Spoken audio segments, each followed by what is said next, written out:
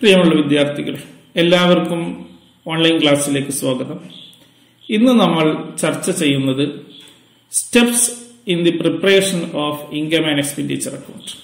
Income and expenditure account തയ്യാറാക്കുന്നതിന്റെ വിവിധ സ്റ്റെപ്സുകൾ ഇന്നത്തെ ക്ലാസ്സിൽ നമുക്ക് മനസ്സിലാക്കാം.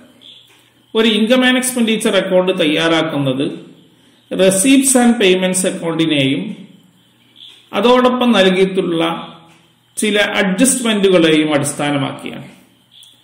ഒരു റെസീപ്റ്റ്സ് ആൻഡ് പേയ്മെന്റ്സ് അക്കൗണ്ടിനെ അടിസ്ഥാനമാക്കി ഇൻകം ആൻഡ് എക്സ്പെൻഡിച്ചർ അക്കൗണ്ട് തയ്യാറാക്കുന്നതിന്റെ വിവിധ ഘട്ടങ്ങൾ നമുക്ക് മനസ്സിലാക്കാം.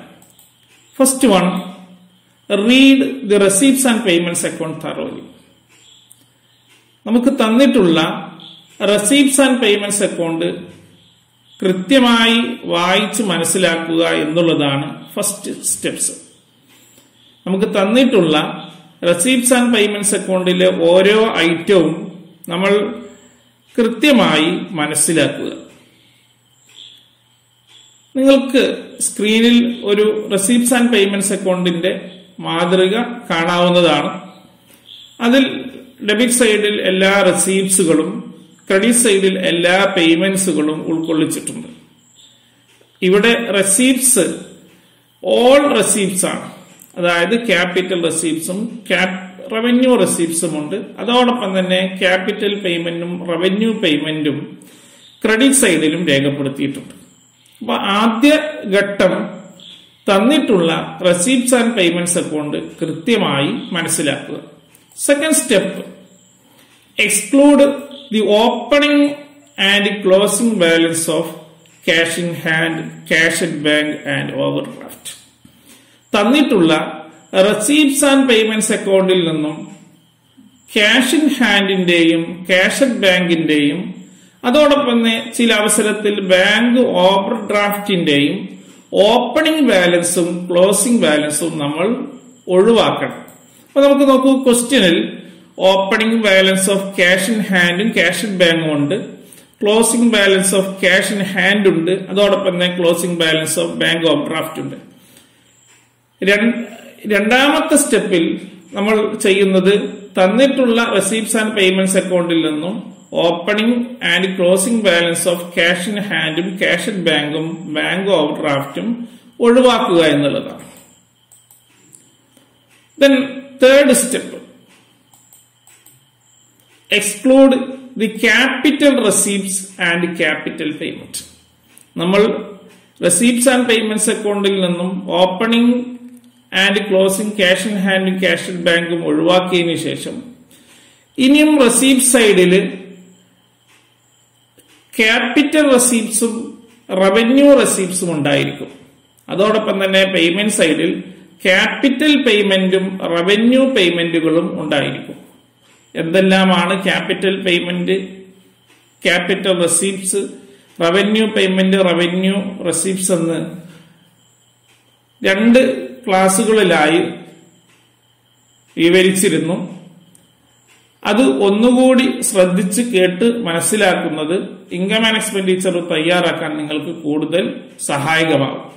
അപ്പോ മൂന്നാമത്തെ സ്റ്റെപ്പായിട്ടുള്ള തന്നിട്ടുള്ള റെസീപ്റ്റ്സ് ആൻഡ് പേയ്മെന്റ്സ് അക്കൗണ്ടിൽ നിന്നും ക്യാപിറ്റൽ റെസീപ്റ്റുകളും റവന്യൂ ക്യാപിറ്റൽ പേയ്മെന്റുകളും നമ്മൾ ഒഴിവാക്കണം. അപ്പൊ നോക്കൂ, റെസീപ്റ്റ് സൈഡിൽ ഡൊണേഷൻ റിസീവ്ഡ് ഫോർ പവലിയൻ നിർമ്മാണത്തിനുള്ള ഡൊണേഷൻ ഒരു പ്രത്യേക ഡൊണേഷനാണ്, അതൊരു ക്യാപിറ്റൽ റെസിപ്റ്റ് ആണ്.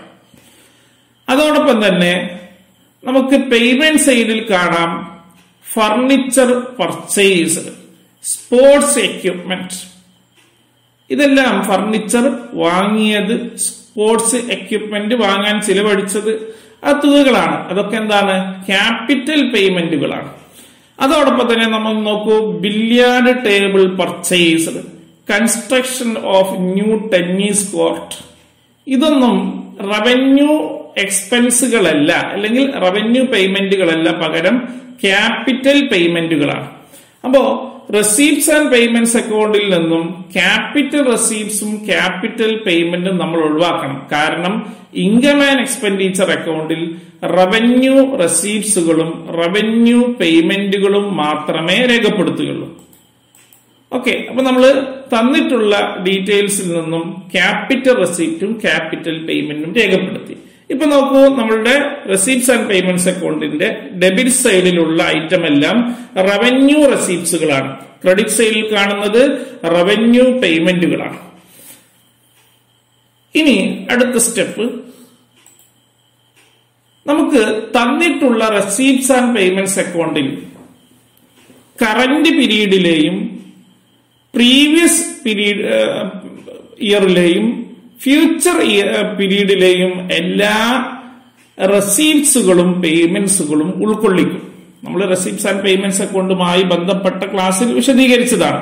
റെസീപ്റ്റ്സ് ആൻഡ് പേയ്മെന്റ് അക്കൗണ്ടിൽ എല്ലാ റെസീപ്റ്റ്സുകളും ഉൾപ്പെടുത്തും എന്ന് പറഞ്ഞാൽ കഴിഞ്ഞ വർഷത്തെയും ഇനി വരാൻ പോകുന്ന വർഷത്തെ മുൻകൂറായി ലഭിച്ച തുകയും റെസീപ്റ്റ് സൈഡിൽ രേഖപ്പെടുത്തും. അതോടൊപ്പം തന്നെ പേയ്മെന്റ് സൈഡിലോ കഴിഞ്ഞ വർഷത്തെ കൊടുക്കാനുള്ള തുക ഈ വർഷം കൊടുത്തതും ഇനി വരാൻ പോകുന്ന വർഷത്തേക്ക് കൊടുക്കാനുള്ളത് മുൻകൂറായി നൽകിയ തുകയുമെല്ലാം തന്നെ റെസീപ്റ്റ്സ് ആൻഡ് പേയ്മെന്റ്സ് അക്കൗണ്ടിൽ രേഖപ്പെടുത്തിയിട്ടുണ്ടാവും. എന്നാൽ ഇൻകം ആൻഡ് എക്സ്പെൻഡിച്ചർ അക്കൗണ്ട് തയ്യാറാക്കുമ്പോൾ consider only revenue expenses and revenue income for the current period. Current പീരീഡിലെ റവന്യൂ എക്സ്പെൻസുകളും റവന്യൂ ഇൻകവും മാത്രമേ ഇൻകം ആൻഡ് എക്സ്പെൻഡിച്ചർ അക്കൗണ്ടിൽ പരിഗണിക്കുകയുള്ളൂ.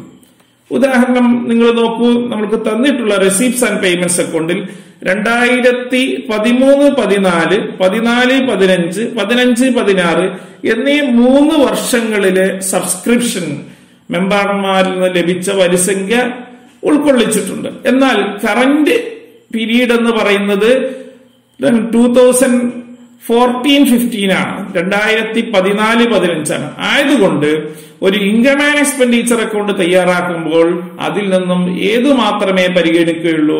കറന്റ് പീരീഡിലെ സബ്സ്ക്രിപ്ഷൻ അല്ലെങ്കിൽ കറന്റ് പീരീഡിലെ റെസീപ്റ്റ്സുകൾ മാത്രമേ പരിഗണിക്കുകയുള്ളൂ. ഇനി പേയ്മെന്റ് സൈഡിലേക്ക് നോക്കൂ, അവിടെ റെന്റ് നൽകിയതാണ്. 2013-14 വാടക നൽകിയതും കറന്റ് പീരീഡ് ആയിട്ടുള്ള 2014-15 വാടകയും 2015-16 വാടക മുൻകൂറായി നൽകിയതുമടക്കം 4800 രൂപ റെസീപ്റ്റ്സ് ആൻഡ് പേയ്മെന്റ്സ് അക്കൗണ്ടിന്റെ പേയ്മെന്റ്സ് അക്കൗണ്ടിൽ രേഖപ്പെടുത്തിയിട്ടുണ്ട്. എന്നാൽ ഇൻകം ആൻഡ് എക്സ്പെൻഡിച്ചർ അക്കൗണ്ട് തയ്യാറാക്കുമ്പോൾ consider only revenue expenses and revenue income for the current period. Current പീരീഡിലെ റവന്യൂ എക്സ്പെൻസും റവന്യൂ ഇൻകവും മാത്രമേ പരിഗണിക്കുള്ളൂ.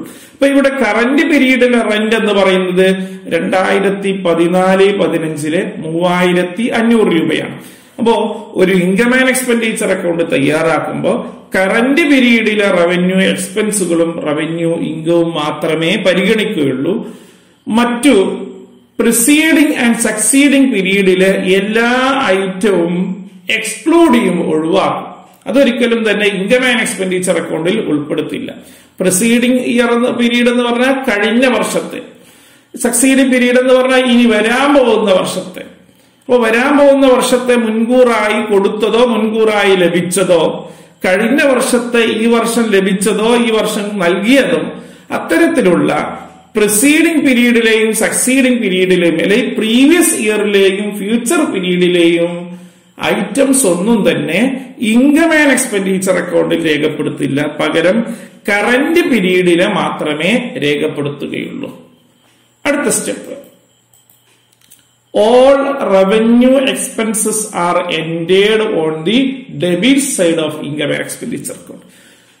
അങ്ങനെ ഇൻകം ആൻഡ് എക്സ്പെൻഡിച്ചർ അക്കൗണ്ടിൽ ഡെബിറ്റ് സൈഡിൽ രേഖപ്പെടുത്തുന്നത് എല്ലാ റവന്യൂ എക്സ്പെൻസുകളുമാണ്. നമ്മൾ മനസ്സിലാക്കി, കറന്റ് പീരീഡിലെ റവന്യൂ എക്സ്പെൻസുകളാണ് ഇൻകം ആൻഡ് എക്സ്പെൻഡിച്ചർ അക്കൗണ്ടിന്റെ ഡെബിറ്റ് സൈഡിൽ രേഖപ്പെടുത്തുന്നത്. ക്രെഡിറ്റ് സൈഡിലോ all revenue income or gain. Revenue income അല്ലെങ്കിൽ റവന്യൂ ഗെയിൻ, റവന്യൂ വരുമാനമോ അല്ലെങ്കിൽ നേട്ടങ്ങളോ ആണ് ക്രെഡിറ്റ് സൈഡിൽ രേഖപ്പെടുത്തുന്നത്. പ്രത്യേകം ശ്രദ്ധിക്കുക, കറന്റ് പീരീഡിലെ എക്സ്പെൻസും ഇൻകവും മാത്രമേ രേഖപ്പെടുത്തുന്നുള്ളൂ. അടുത്ത step, make adjustment for outstanding expense, prepaid expense, accrued income and income received in advance. ഒരു ഇൻകം ആൻഡ് എക്സ്പെൻഡിച്ചർ അക്കൗണ്ടിൽ കറന്റ് പീരീഡിലെ വരുമാനവും ചെലവുകളുമാണ് രേഖപ്പെടുത്തുക എന്ന് നമ്മൾ മനസ്സിലാക്കിയത്. എന്നാൽ ആ കറന്റ് പീരീഡില് എക്സ്പെൻസ് ആണെങ്കിലും ഇൻകം ആണെങ്കിലും ചിലവഴിച്ചാലും ഇല്ലെങ്കിലും ലഭിച്ചാലും ഇല്ലെങ്കിലും കറന്റ് പീരീഡിലെ മുഴുവൻ ചിലവുകളും മുഴുവൻ വരുമാനവും കറന്റ് പീരീഡിലെ ഇൻകം ആൻഡ് എക്സ്പെൻഡിച്ചർ അക്കൗണ്ടിൽ രേഖപ്പെടുത്തണം. ആയതുകൊണ്ട് തന്നെ നമ്മൾ ഫസ്റ്റ് ഇയറിലെ പ്രോഫിറ്റ് ആൻഡ് ലോസ് അക്കൗണ്ടിൽ ഉൾപ്പെടുത്തിയിരുന്ന അഡ്ജസ്റ്റ്മെന്റുകളായിട്ടുള്ള നമുക്ക് സുപരിചിതമായ അഡ്ജസ്റ്റ്മെന്റുകളാണ് outstanding expense, prepaid expense, accrued income, income received at advance പോലെയുള്ള എല്ലാ അഡ്ജസ്റ്റ്മെന്റുകളും ഇൻകം ആൻഡ് എക്സ്പെൻഡിച്ചർ അക്കൗണ്ടിൽ ഉൾപ്പെടുത്തും. നമുക്കറിയാം ഔട്ട്സ്റ്റാൻഡിംഗ് എക്സ്പെൻസ് എന്താണ് ചെയ്യുക എന്ന് നമ്മൾ കഴിഞ്ഞ വർഷം മനസ്സിലാക്കിയതാണ്. കൺസേൺഡ് എക്സ്പെൻസുമായിട്ട് ആഡ് ചെയ്യാണ്. ഉദാഹരണമായി സാലറി ആണെങ്കിൽ ആഡ് ഔട്ട്സ്റ്റാൻഡിംഗ് സാലറി, അല്ലെ? ആ രീതിയിലാണ്. അപ്പൊ ഇവിടെ എക്സ്പെൻസിനോട് കൂടി ഔട്ട്സ്റ്റാൻഡിംഗ് എക്സ്പെൻസ് ആഡ് ചെയ്യും. പ്രീപെയ്ഡ് എക്സ്പെൻസ് ആണെങ്കിലോ പ്രീപെയ്ഡ് എക്സ്പെൻസ്, പ്രീപെയ്ഡ് സാലറി എന്ന് പറഞ്ഞാൽ മുൻകൂറായി സാലറി കൊടുത്തതാണ്. അപ്പോ അങ്ങനെയാണെങ്കിൽ എക്സ്പെൻസിനോട് കൂടി പ്രീപെയ്ഡ് എക്സ്പെൻസ് ലെസ് ചെയ്യുകയാണ് ചെയ്യുക. പ്രീപെയ്ഡ് എക്സ്പെൻസ് ലെസ് ചെയ്യുന്നു. ഇനി അക്രൂഡ് ഇൻകം കൺസേർഡ് ഇൻകവുമായിട്ട് ആഡ് ചെയ്യും, അല്ലെ? വരുമാനം കിട്ടാനുണ്ട്, കിട്ടിയിട്ടില്ല, അതാണ് അക്രൂഡ് ഇൻകം. അപ്പൊ അക്രൂഡ് ഇൻട്രസ്റ്റ് എന്ന് പറഞ്ഞാൽ പലിശ ലഭിക്കാനുണ്ട്, ലഭിച്ചിട്ടില്ല. അത്തരം കാര്യങ്ങൾ നമുക്ക് അറിയാം. നമ്മൾ പ്രോഫിറ്റ് ആൻഡ് ലോസ് അക്കൗണ്ടിലൊക്കെ ചെയ്തതുപോലെ തന്നെ ഇവിടെയും ഇൻകം ആൻഡ് എക്സ്പെൻഡിച്ചർ അക്കൗണ്ടിൽ കൺസേൺഡ് ഇൻകത്തിനോട് കൂടി അക്രൂഡ് ഇൻകം ആഡ് ചെയ്യുന്നു. ഇനി ഇൻകം റിസീവ്ഡ് ഇൻ അഡ്വാൻസ്, നമുക്ക് ഏതെങ്കിലും വരുമാനം മുൻകൂറായി ലഭിച്ചിട്ടുണ്ട്. ഉദാഹരണം റെന്റ് റിസീവ്ഡ് ഇൻ അഡ്വാൻസ്, വാടക മുൻകൂറായി ലഭിച്ചു. അപ്പൊ അങ്ങനെയാണെങ്കിൽ അത് എന്താണ് ചെയ്യുന്നത്? കൺസേൺഡ് ഇൻകത്തിൽ നിന്നും ലെസ് ചെയ്യുകയാണ് ചെയ്യുന്നത്. ഉദാഹരണം rent received less rent received in advance. ആ രീതിയിലാണ് നമ്മൾ അഡ്ജസ്റ്റ് ചെയ്യുന്നത്. അപ്പോ outstanding expense, prepaid expense, accrued income, income received advance പോലെയുള്ള എല്ലാ അഡ്ജസ്റ്റ്മെന്റുകളും ഇൻകം ആൻഡ് എക്സ്പെൻഡിച്ചർ അക്കൗണ്ട് രേഖപ്പെടുത്തുന്നുണ്ട്. അടുത്ത step, consider the following items: depreciation of fixed asset, bad ഡെപ്റ്റ്, provision for bad ഡെപ്റ്റ്, profit on sale of fixed assets, loss on sale of fixed asset. നോക്കൂ, ഈ items എല്ലാം തന്നെ നമുക്കറിയാം non cash ഐറ്റംസുകളാണ്, അല്ലെ? Non cash items എല്ലാം തന്നെ ഈ receipts and payments അക്കൗണ്ടിൽ രേഖപ്പെടുത്തില്ല എന്നാണ് നമ്മൾ മനസ്സിലാക്കിയത്. എന്നാൽ ഇൻകം ആൻഡ് എക്സ്പെൻഡിച്ചർ അക്കൗണ്ടിൽ ഈ നോൺ ക്യാഷ് ഐറ്റംസ് ആയിട്ടുള്ള depreciation, bad ഡെപ്റ്റ്, provision for bad ഡെപ്റ്റ്, profit on sale of fixed asset, loss on sale of fixed asset, ഇത്തരത്തിലുള്ള ഐറ്റംസ് എല്ലാം തന്നെ ഇൻകം ആൻഡ് എക്സ്പെൻഡിച്ചർ അക്കൗണ്ടിൽ പരിഗണിക്കും. ഇപ്പൊ ഡിപ്രീസിയേഷൻ എന്തായിരിക്കും ചെയ്യുക? നമ്മൾ സാധാരണ പ്രോഫിറ്റ് ആൻഡ് ലോസ് അക്കൗണ്ടിലൊക്കെ ചെയ്തതുപോലെ തന്നെ ഇൻകം ആൻഡ് എക്സ്പെൻഡിച്ചർ അക്കൗണ്ടിൽ ഡെബിറ്റ് ചെയ്യും, ബാഡ് ഡെപ്റ്റ് ഡെബിറ്റ് ചെയ്യും, പ്രൊവിഷൻ ഫോർ ബാഡ് ഡെപ്റ്റ് ഡെബിറ്റ് ചെയ്യാണ്. Then loss on sale of fixed asset, ഏതെങ്കിലും ഫിക്സഡ് അസറ്റ് വിൽപ്പനയിലൂടെ നഷ്ടമാണ് സംഭവിച്ചെങ്കിൽ അത് എക്സ്പെൻഡിച്ചർ സൈഡിൽ, അതായത് ഡെബിറ്റ് സൈഡിലാണ് രേഖപ്പെടുത്തുന്നത്. ഉദാഹരണമായി ഒരു 10,000 രൂപയുടെ ഫർണിച്ചർ നമ്മൾ വിൽപ്പന നടത്തിയത് 8,000-നാണ്. 8,000 രൂപയ്ക്കാണെങ്കിൽ നമുക്കറിയാം അവിടെ ലോസ് 2,000 ആണ്. അപ്പൊ 2,000 രൂപ loss on sale of furniture എന്ന് പറഞ്ഞ് 2,000 രേഖപ്പെടുത്തേണ്ടി വരും. അതോടൊപ്പം തന്നെ ഇൻകം സൈഡിൽ വരുന്ന ഒരു ഐറ്റമാണ് profit on sale of fixed asset. Fixed asset വിൽപ്പനയിലൂടെ ലാഭമാണ് ലഭിച്ചതെങ്കിൽ അത് ഇൻകം ആൻഡ് എക്സ്പെൻഡിച്ചർ അക്കൗണ്ടിന്റെ ഇൻകം സൈഡിലാണ് അല്ലെങ്കിൽ ക്രെഡിറ്റ് സൈഡിലാണ് രേഖപ്പെടുത്തേണ്ടത്. അപ്പോ നോൺ ക്യാഷ് ഐറ്റംസ് ആയിട്ടുള്ള depreciation, bad ഡെപ്റ്റ്, provision for bad ഡെപ്റ്റ്, profit or loss on sale of fixed asset പോലെയുള്ള അഡ്ജസ്റ്റ്മെന്റുകളെല്ലാം തന്നെ ഇൻകം ആൻഡ് എക്സ്പെൻഡിച്ചർ അക്കൗണ്ടിൽ പരിഗണിക്കുന്നു. Then last step, finally the balance the account. Income അവസാനമായി ഇൻകം ആൻഡ് എക്സ്പെൻഡിച്ചർ അക്കൗണ്ട് എന്ത് ചെയ്യുന്നു? Balance ചെയ്യുന്നു. And find out surplus or deficit എന്ന് അതിന് ബാലൻസ് ചെയ്ത് നമ്മൾ ഇൻകം ആൻഡ് എക്സ്പെൻഡിച്ചർ അക്കൗണ്ടിന് സർപ്ലസ് ആണോ ഡെഫിസിറ്റ് ആണോ എന്ന് കണ്ടെത്തുന്നു. സർപ്ലസ് ആവുന്നത് എപ്പോഴാണ്? ഒരു ഇൻകം ആൻഡ് എക്സ്പെൻഡിച്ചർ അക്കൗണ്ടിന്റെ ഇൻകം അതിന്റെ എക്സ്പെൻഡിച്ചറിനേക്കാളും കൂടുതലാവുമ്പോൾ, അതിന്റെ വരുമാനം ചിലവിനേക്കാൾ കൂടുതലാവുമ്പോഴാണ് അതിന് സർപ്ലസ് ഉണ്ടാകുന്നത്. Excess of income over expenditure, അതിനെയാണ് സർപ്ലസ് എന്ന് പറയുന്നത്. എന്നാൽ ചിലപ്പോൾ എന്താവാം, ഒരു ഇൻകം ആൻഡ് എക്സ്പെൻഡിച്ചർ അക്കൗണ്ടിന്റെ ഡെബിറ്റ് സൈഡിൽ, അതായത് എക്സ്പെൻഡിച്ചർ സൈഡ് ക്രെഡിറ്റ് സൈഡ്, അതായത് ഇൻകത്തേക്കാൾ കൂടുതലാവാം. അത്തരം അവസ്ഥയാണ് നമ്മൾ ഡെഫിസിറ്റ് എന്ന് പറയുന്നത്. ഡെഫിസിറ്റ് കൊണ്ട് ഉദ്ദേശിക്കുന്നത് excess of expenditure over income. ഒരു നോട്ട് ഫോർ പ്രോഫിറ്റ് ഓർഗനൈസേഷന്റെ ചിലവ് വരുമാനത്തെക്കാൾ കൂടുതലാണെങ്കിൽ അതിനെയാണ് നമ്മൾ ഡെഫിസിറ്റ് എന്ന് പറയുന്നത്. ഇങ്ങനെ income and expenditure account balance ചെയ്ത് കണ്ടെത്തുന്ന സർപ്ലസ് ഡെഫിസിറ്റും നമ്മൾ ബാലൻസ് ഷീറ്റിലുള്ള ക്യാപിറ്റൽ ഫണ്ടിനോട് കൂടി ആഡ് ചെയ്യുകയോ ലെസ് ചെയ്യുകയുമാണ് ചെയ്യുന്നത്. സർപ്ലസ് ആണെങ്കിൽ ക്യാപിറ്റൽ ഫണ്ടിനോട് കൂടി ആഡ് ചെയ്യുന്നു, ഡെഫിസിറ്റ് ആണെങ്കിൽ ക്യാപിറ്റൽ ഫണ്ടിൽ നിന്ന് ലെസ് ചെയ്യുന്നു. ഈ ക്യാപിറ്റൽ ഫണ്ട് എവിടെയായിരിക്കും ഉണ്ടാവുക? ബാലൻസ് ഷീറ്റിന്റെ ലയബിലിറ്റി സൈഡിലായിരിക്കും. അപ്പൊ ഇത്രയുമാണ് ഒരു ഇൻകം ആൻഡ് എക്സ്പെൻഡിച്ചർ അക്കൗണ്ട് തയ്യാറാക്കുന്നതിന്റെ വിവിധ സ്റ്റെപ്സുകളായിട്ട് നമുക്ക് മനസ്സിലാക്കാനുള്ളത്. നമ്മൾ ഇതുവരെ മനസ്സിലാക്കിയ കാര്യങ്ങൾ ഒന്നുകൂടി ഓർത്തെടുക്കാം. നമ്മൾ മുമ്പ് മനസ്സിലാക്കിയതാണ് ഇൻകം ആൻഡ് എക്സ്പെൻഡിച്ചർ അക്കൗണ്ട് എന്ന് പറയുന്നത് it is similar to profit and loss account പോലെ തന്നെയാണ്. അതായത് നിങ്ങൾ ഫസ്റ്റ് ഇയറിൽ പ്രോഫിറ്റ് ആൻഡ് ലോസ് അക്കൗണ്ട് തയ്യാറാക്കാൻ നല്ല രീതിയിൽ മനസ്സിലാക്കിയിട്ടുണ്ടെങ്കിൽ വളരെ ഈസിയായി നിങ്ങൾക്ക് ഇൻകം ആൻഡ് എക്സ്പെൻഡിച്ചർ അക്കൗണ്ടും തയ്യാറാക്കാവുന്നതേ ഉള്ളൂ. നമ്മൾ മനസ്സിലാക്കിയ സ്റ്റെപ്സുകൾ ഒന്നുകൂടി ഓർത്തെടുക്കാം. ഫസ്റ്റായി step, read receipts and payments account thoroughly. തന്നിട്ടുള്ള റെസീപ്റ്റ്സ് ആൻഡ് പേയ്മെന്റ്സ് അക്കൗണ്ട് കൃത്യമായി വായിച്ച് മനസ്സിലാക്കുക. അതിനുശേഷം അതിൽ നിന്നും opening and closing balance of ക്യാഷും ബാങ്ക് ഓവർഡ്രാഫ്റ്റും ഒഴിവാക്കുക. ആ തന്നിട്ടുള്ള റെസീപ്റ്റ്സ് ആൻഡ് പേയ്മെന്റ്സ് അക്കൗണ്ടിൽ നിന്നും ഓപ്പണിംഗ് ക്ലോസിംഗ് ബാലൻസുകളായിട്ടുള്ള ക്യാഷ് ഇൻ ഹാൻഡിന്റെയും ക്യാഷ് ഇൻ ബാങ്കിന്റെയും ബാങ്ക് ഓവർഡ്രാഫ്റ്റിന്റെയും ഓപ്പണിംഗ് ക്ലോസിംഗ് ബാലൻസുകളൊന്നും തന്നെ ഇൻകം ആൻഡ് എക്സ്പെൻഡിച്ചർ അക്കൗണ്ടിൽ എടുക്കേണ്ടതില്ല. അപ്പൊ അതുകൊണ്ട് അത് ഒഴിവാക്കുക. അടുത്തതായി exclude capital receipts and capital payment. Income and expenditure അക്കൗണ്ടിൽ ക്യാപിറ്റൽ ഐറ്റം ഒന്നും തന്നെ രേഖപ്പെടുത്തില്ല. ആയതുകൊണ്ട് തന്നെ തന്നിട്ടുള്ള റെസീപ്റ്റ്സ് ആൻഡ് പേയ്മെന്റ്സ് അക്കൗണ്ടിൽ നിന്നും ക്യാപിറ്റൽ റെസീപ്റ്റും ക്യാപിറ്റൽ പേയ്മെന്റും ഒഴിവാക്കുക. അങ്ങനെ ഒഴിവാക്കിയതിനു ശേഷം നമ്മൾ ആ റെസീപ്റ്റ്സ് ആൻഡ് പേയ്മെന്റ്സ് അക്കൗണ്ടിൽ എക്സ്പെൻസുകളും ഇൻകവും ചിലപ്പോൾ കറന്റ് പീരീഡിലെയും പ്രീവിയസ് ഇയറിലെയും ഫ്യൂച്ചർ പീരീഡിലെയും ഒക്കെ ഉണ്ടായേക്കും. ഇവിടെ ഇൻകം ആൻഡ് എക്സ്പെൻഡിച്ചർ അക്കൗണ്ടിൽ consider only the revenue expenses and revenue income for the current period. Current പീരീഡിലെ റവന്യൂ എക്സ്പെൻസും ഇൻകവും മാത്രമേ ഇൻകം ആൻഡ് എക്സ്പെൻഡിച്ചർ അക്കൗണ്ടിൽ പരിഗണിക്കേണ്ടതുള്ളൂ. അങ്ങനെ ചെയ്തു കഴിഞ്ഞാൽ നമുക്ക് റെസീപ്റ്റ്സ് ആൻഡ് പേയ്മെന്റ്സ് അക്കൗണ്ടിലെ എല്ലാ എക്സ്പെൻസുകളും ഇൻകം ആൻഡ് എക്സ്പെൻഡിച്ചർ അക്കൗണ്ടിന്റെ ഡെബിറ്റ് സൈഡിലും എല്ലാ ഇൻകവും ക്രെഡിറ്റ് സൈഡിലും രേഖപ്പെടുത്തണം. അതായത് എക്സ്പെൻഡിച്ചർ സൈഡിൽ എല്ലാ എക്സ്പെൻസുകളും ഇൻകം സൈഡിൽ എല്ലാ ഇൻകവും രേഖപ്പെടുത്തുന്നു. ദെൻ അതോടൊപ്പം തന്നെ നമ്മൾക്ക് മുമ്പ് പ്രോഫിറ്റ് ആൻഡ് ലോസ് അക്കൗണ്ടിൽ നമ്മൾ ചില അഡ്ജസ്റ്റ്മെന്റുകൾ രേഖപ്പെടുത്താറുണ്ട്. അതേപോലെയുള്ള ചില അഡ്ജസ്റ്റ്മെന്റുകളായിട്ടുള്ള outstanding expense, prepaid expense, accrued income, income received in advance പോലെയുള്ള അഡ്ജസ്റ്റ്മെന്റുകൾ എവിടെയും രേഖപ്പെടുത്തണം. ഉണ്ടെങ്കിൽ ഇൻകം ആൻഡ് എക്സ്പെൻഡിച്ചർ അക്കൗണ്ടിലും അത് അഡ്ജസ്റ്റ് ചെയ്യണം.